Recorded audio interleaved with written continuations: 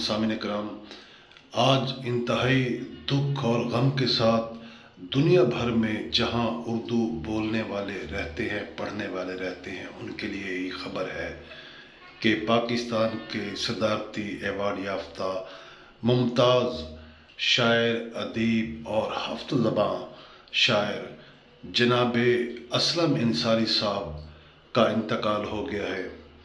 पूरा दबिस्तान मुल्तान आज यतीम हो गया है और ये ख़बर पूरे पाकिस्तान में इंतहाई दुख और गम के साथ सुनी जा रही है। सामिन कराम, डॉक्टर असलम अंसारी मुल्क के मुमताज़ शायर, अदीब, माहिर तालीम और मुख्तलिफ ज़बानें वो जानते थे और उन इंटरनेशनल ज़बानों में उन्होंने अदब तख्लीक किया। उनके हज़ारहा शागिर्द इस वक्त पाकिस्तान और दुनिया भर में मौजूद हैं। आपके हालात ज़िंदगी पर मुल्तान के प्रोफेसर जनाब नसीम शाही साहब अपने ख़यालात का इज़हार कर रहे हैं और उन्होंने अपने ख़यालात में मरहूम डॉक्टर असलम अंसारी के तमाम हालात और जो उनके फ़नी औसाफ थे वो भी बयान किए हैं और इंतहाई दुख और दर्द का उन्होंने इजहार किया है। आज मुल्तान की अदबी फ़ज़ा बहुत सोगवार है। मुल्तान का अदबी शजरे सायादार आज रुखसत हो गया। मेरी मुराद प्रोफेसर डॉक्टर असलम अंसारी साहब से है।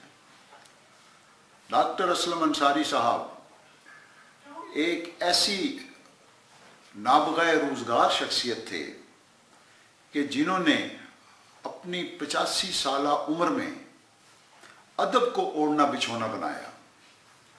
ना सिर्फ उन्होंने तालीम के लिए अदब का इंतखाब किया बल्कि अपनी तख्लीकी जो उनकी जितनी भी सलाहियतें थी उनके इजहार का ज़रिया भी उन्होंने अदब को बनाया। और उनकी सबसे बड़ी खूबी ये थी कि वो बैक वक्त कई ज़ुबानों पर ना सिर्फ अबूर रखते थे बल्कि तख्लीकी जो उनकी सतह थी उन ज़ुबानों की उस तक भी पहुँचते थे।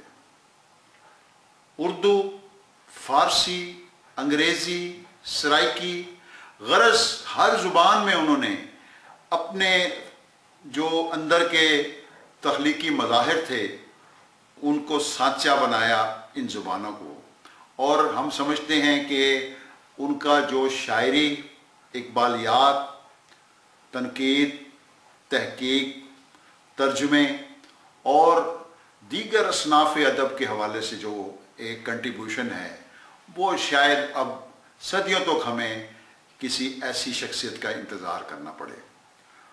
उन्होंने मुल्तान में जन्म लिया और अब मुल्तान में ही आसूदा खाक होंगे, लेकिन मैं समझता हूँ कि मुल्तान में रहकर उन्होंने दुनिया भर में इस खित्ते की शनाख्त बनाई, इस खित्ते का नाम बनाया और इसके तख्लीकी जो मदारिस थे और जो तख्लीकी यहाँ की एक सतहें थी उनको दुनिया तक तारीफ कराने में अपना किरदार अदा किया। उनकी आगे की मंजिलें अल्लाह आसान करे और उनका जो तख्लीकी काम बाकी मौजूद है उसको भी महफूज किए जाने के लिए कोई ना कोई तरीका, कोई ना कोई सबील बनाई जानी चाहिए।